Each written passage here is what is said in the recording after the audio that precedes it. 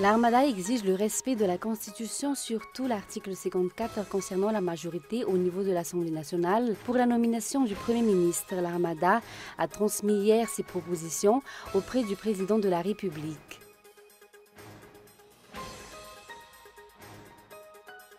Léon Radzobeln sera le nouveau président du conseil d'administration d'Air Madagascar et la décision est sortie ce jour lors de l'Assemblée générale des actionnaires de la compagnie.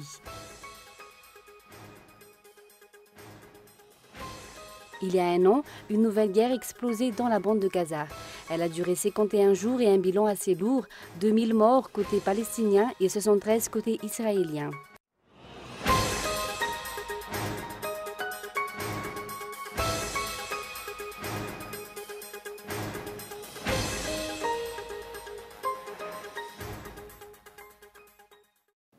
Bonsoir à tous et bienvenue dans ce journal sur Cool TV. Nous nous excusons pour le retard de cette édition. Commençons avec la page économique. Henri Rabarzak n'est plus le directeur du cabinet de la présidence de la République. Le Conseil des ministres de ce mercredi 8 juillet a abrogé le décret numéro 2014-105 du 27 février 2014, l'ayant nommé directeur de cabinet auprès de la présidence de la République. Plus tôt ce week-end, Henri Rabarzak avait démissionné de son poste de président du Conseil d'administration d'Air Madagascar. Et puis, toujours dans ce contexte, concernant l'Air Madagascar, Léon Radzobeln sera le nouveau président du conseil d'administration d'Air Madagascar et la décision est sortie ce jour lors de l'Assemblée générale des actionnaires de la compagnie. Par ailleurs, le conseil d'administration a pris acte de la démission de Azar Railson en sa qualité de directeur général et le conseil a mis en place également une direction collégiale qui assurera les fonctions du directeur général à titre intérimaire pour une période de 2 mois. Excusez-moi. Et puis tout de suite les détails avec Michela Ranardzon. Une assemblée générale ordinaire des actionnaires de la compagnie Air Madagascar s'est tenue ce jour, au cours de laquelle ont été nommés les nouveaux administrateurs ci-après, Léon Radzobeln, Pierre-Jean Fein, Bruno Razananijin, Thierry Rakoutoarsan, Éric Colère, Pierre-Jean Fein et Alfred Andiatsuambe Mouramang. Léon Radzobeln, conseiller économique du président de la République et le nouveau président du conseil d'administration de la compagnie nationale, remplaçant aussi Henri Rabarzak.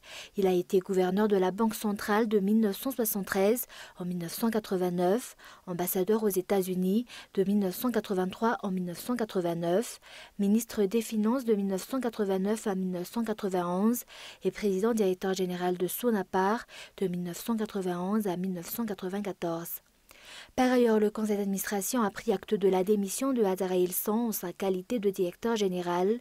Le conseil a mis en place une direction collégiale qui assurera les fonctions du directeur général à titre intérimaire.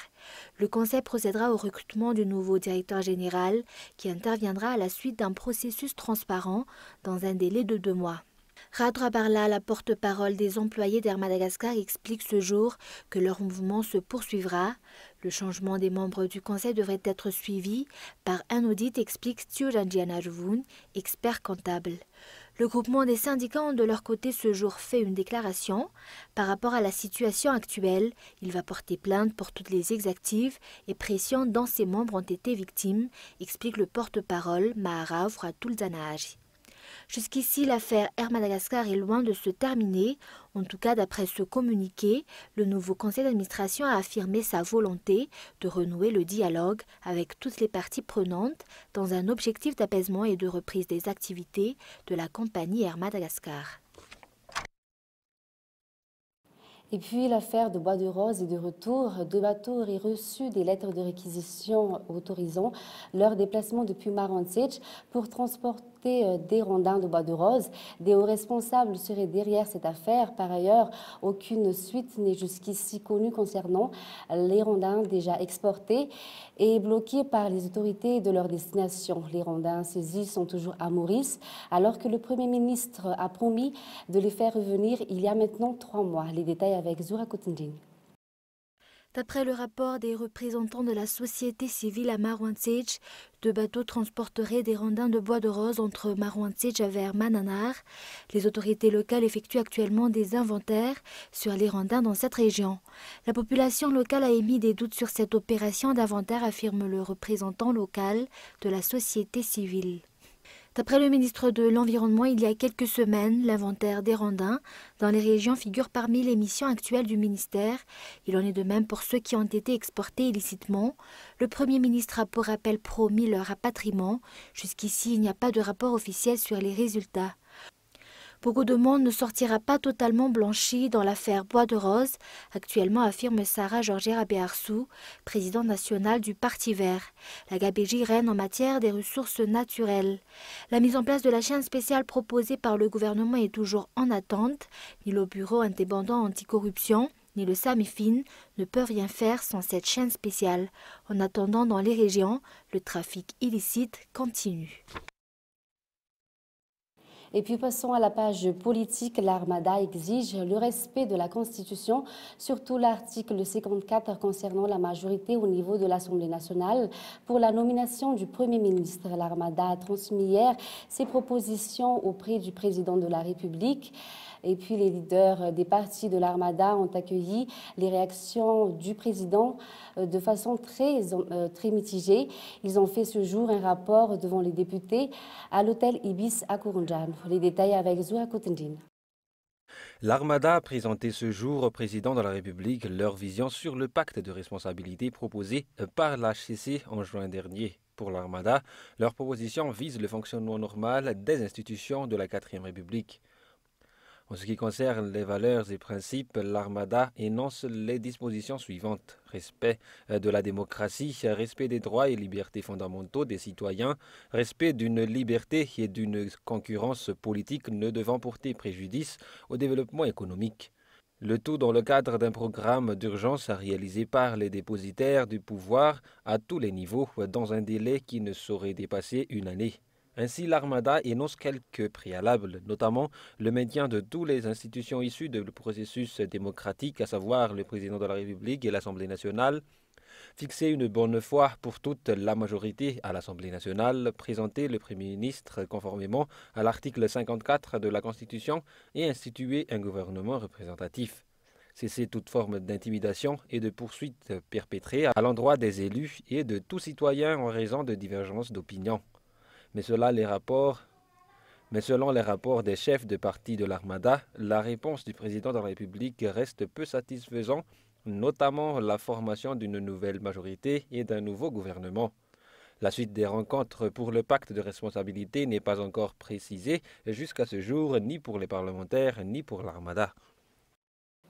Et puis également, dans l'actualité, après le cas de la commune d'Andoulfout, 14 PDS ont été nommés dans le district d'Arivoumam, des nominations illégales, selon Rodin Rakoutomanzat, député du district d'Arivoumam. La loi 2014-20 stipule que l'adjoint au maire remplace le maire si ce dernier se présente comme candidat à l'élection communale. Irnirina Rabari. Il est écrit dans la loi 2014-020 que l'adjoint au maire remplace ce dernier en cas de vacance de poste. Philibert Ndjiamanatsu, secrétaire général du ministère de l'Intérieur, a déjà expliqué les procédures légales pour les nominations de PDS. Mais cette semaine, le ministère de l'Intérieur et de la décentralisation envisage de procéder également à la nomination des nouveaux PDS et des membres de délégation spéciale afin d'assurer la continuité du service public auprès des communes dans la mesure où les maires, les adjoints au maire et même les membres des conseillers communaux se portent candidats aux prochaines élections communales. Or, le ministère de l'Intérieur a nommé 14 PDS dans le district d'Arivoumam. Lundi dernier, Rivakoudvau, président national du parti HVM, a affirmé qu'ils vont tout faire pour avoir en main plusieurs districts et régions et dominer les élections communales. Les questions se posent. Les élections communales sont-elles déjà acquises pour le parti HVM ? Dans le reste de l'actualité, jusqu'ici, le tarif des transports urbains sont maintenus à 400 arrières. Les transporteurs demandent des compensations à hauteur de 440 arrières par litre après la dernière hausse des prix du carburant à la pompe. Afin de maintenir le tarif à 400 arrières, ces compensations sont actuellement de 290 arrières par litre. Certains transporteurs se plaignent de ne recevoir que 90 arrières, affirme le président de l'Union des transporteurs urbains ce jour. Et il revendique ainsi le tarif des compensations à 440 arrières par litre comme en 2008. Et puis passons aux actualités internationales. Le feuilleton grec continue. Le ministre grec Alexis Tsipras s'est adressé à 2 reprises au Parlement européen à Strasbourg. Tsipras s'est dit confiant pour répondre aux attentes des créanciers. France 24. Côte à côte, sourire aux lèvres, Alexis Tsipras et Martin Schulz arrivent au Parlement européen. Le Premier ministre grec vient prendre la parole face aux parlementaires. À son entrée dans l'hémicycle, l'accueil est mitigé. Sifflet d'un côté, ses soutiens, eux, s'approchent pour lui serrer la main, tel que Jean-Luc Mélenchon, leader du Front de gauche en France. Puis, Alexis Tsipras évoque son plan d'action pour la Grèce. Notre premier objectif doit être de lutter contre le chômage et de renforcer les entreprises.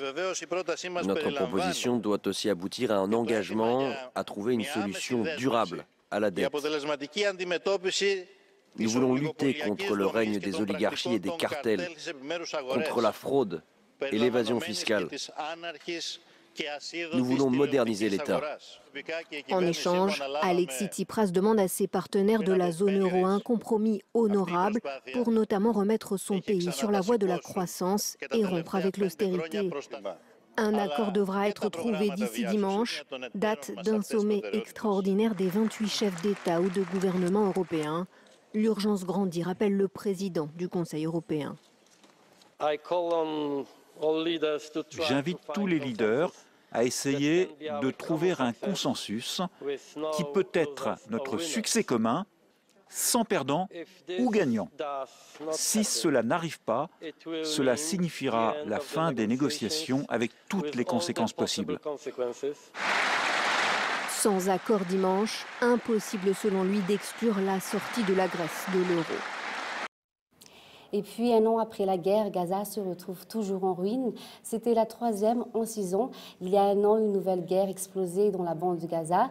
Elle a duré 51 jours et un bilan assez lourd, 2000 morts côté palestinien et 73 côté israélien. France 24. La vie au milieu des décombres. Malak vit avec sa famille dans ce qui était autrefois leur appartement à Gaza. Il a été en partie détruit par des frappes israéliennes il y a 1 an. Tous les murs ont disparu. Tout le monde dans la rue peut nous voir et nous pouvons les voir aussi. Les murs se sont effondrés, je me sens gênée, je n'ai aucune intimité. Le 8 juillet 2014, Israël lançait l'opération Bordure Protectrice. 50 jours de guerre qui feront plus de 2000 morts côté palestinien et 73 côté israélien. Aujourd'hui, la reconstruction se fait toujours attendre. Beaucoup de Gazaouis sont sans espoir. Nous avons reçu de l'argent de 2 agences de l'ONU. Mais il n'y a plus d'aide maintenant. Et à Gaza, trouver un autre appartement qui serait en location, eh bien, c'est beaucoup trop cher. L'argent manque, mais aussi les matériaux de construction qui sont contrôlés de près par les autorités israéliennes. Avant le conflit, les Palestiniens de Gaza avaient déjà massivement besoin de l'aide alimentaire. Plus de 40% d'entre eux étaient au chômage. Difficile d'imaginer un avenir dans ces conditions. Les gens n'ont pas le sentiment que les conditions de vie vont s'améliorer. Il y a donc un désir de partir car les Gazaouis ont l'impression que leurs enfants ne vont pas avoir une meilleure existence que la leur. Le risque, c'est aussi de voir de nombreux jeunes se tourner vers les mouvements les plus radicaux dans la bande de Gaza. Avant de nous quitter, je vais vous rappeler brièvement les grandes lignes de ce journal. L'Armada exige le respect de la Constitution, surtout l'article 54, concernant la majorité au niveau de l'Assemblée nationale pour la nomination du Premier ministre. L'Armada a apporté ses propositions hier auprès du président de la République. Et puis Léon Razobelm sera le nouveau président du conseil d'administration d'Air Madagascar et la décision est ce jour sortie lors de l'Assemblée générale des actionnaires de la compagnie. Et puis enfin, le Le feuilleton grec continue. Le ministre grec Alexis Tsipras s'est adressé à 2 reprises au Parlement européen à Strasbourg et Tsipras s'est dit confiant pour répondre aux attentes des créanciers. Et c'est ainsi que s'achève ce journal. Merci d'avoir choisi Cool TV pour vous informer. Bonne soirée à tous et au revoir.